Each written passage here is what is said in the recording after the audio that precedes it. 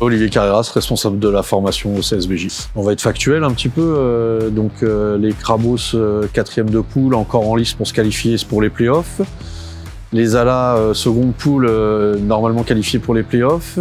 Les Goderman, 9e, mais sur une feuille de route assez normale par rapport à nos méthodes de travail. Donc ça devrait aller de mieux en mieux. Ils battent Oyonnax, qui est 3e, il me semble.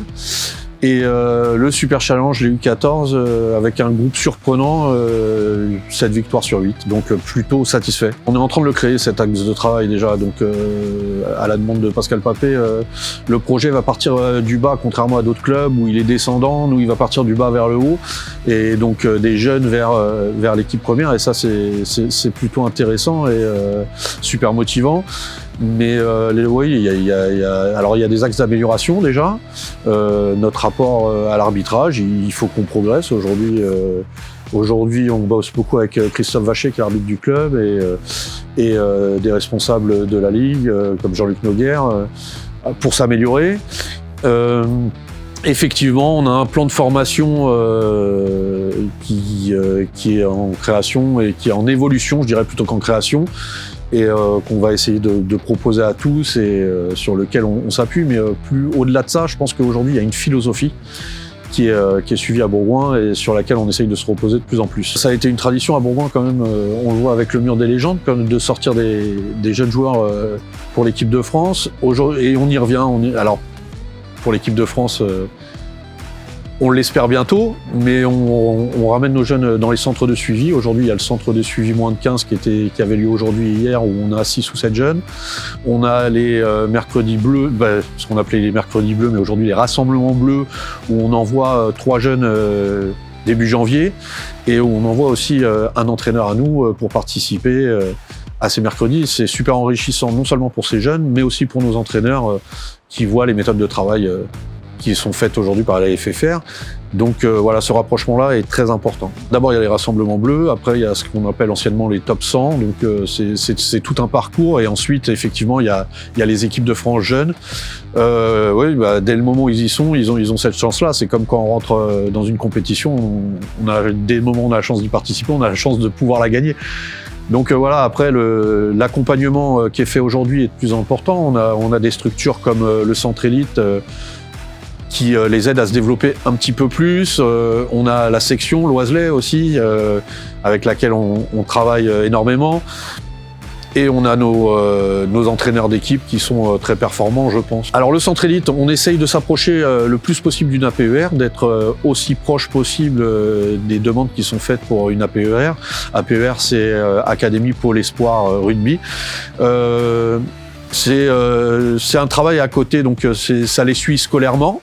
Ça les suit sur le rugby un petit peu plus, parce qu'ils ont un tout petit peu de rugby, mais c'est vraiment scolairement, psychologiquement, et au niveau de la diète et du sommeil aussi, et de tout cet accompagnement médical qui est super important aujourd'hui dans notre sport. Il y a une grosse partie de notre effectif qui est à Loiselet.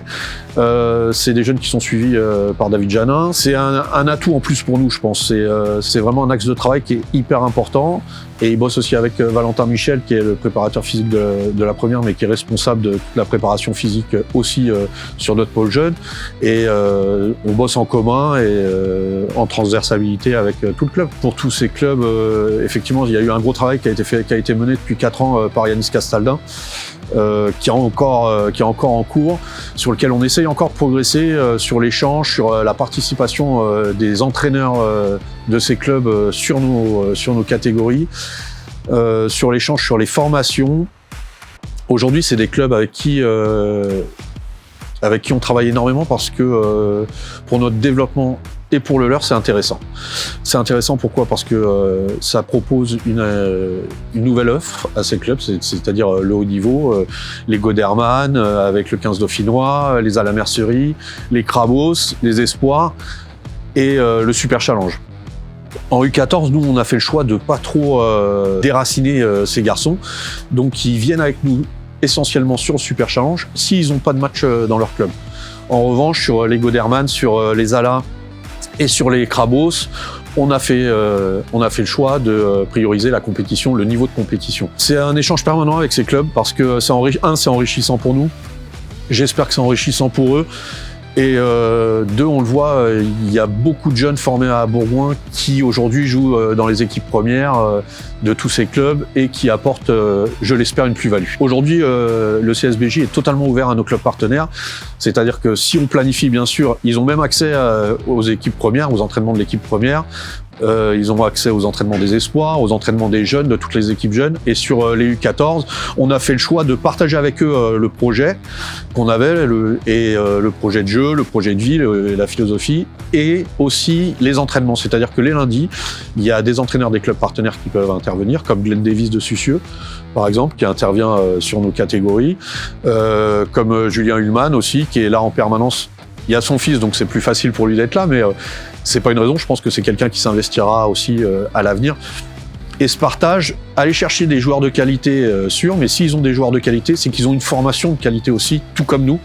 Donc voilà, on va chercher des joueurs pour leur permettre de jouer au plus haut niveau et leur permettre aussi de jouer à Bourgoin. Aujourd'hui, on est super content sur les filles, sur les U14, par exemple, parce qu'on a 24 jeunes filles qui sont licenciées chez nous. On a des filles en double licence aussi, comme Zoé Davis, comme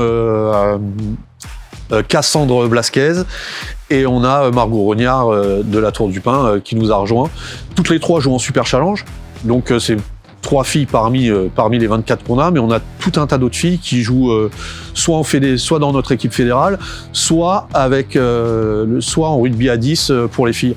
Aujourd'hui, ils ont eu une bonne idée de faire un tournoi uniquement féminin sur lequel on participe avec une équipe en nom propre, et je pense que demain, c'est l'avenir du développement du rugby féminin qui passera par là.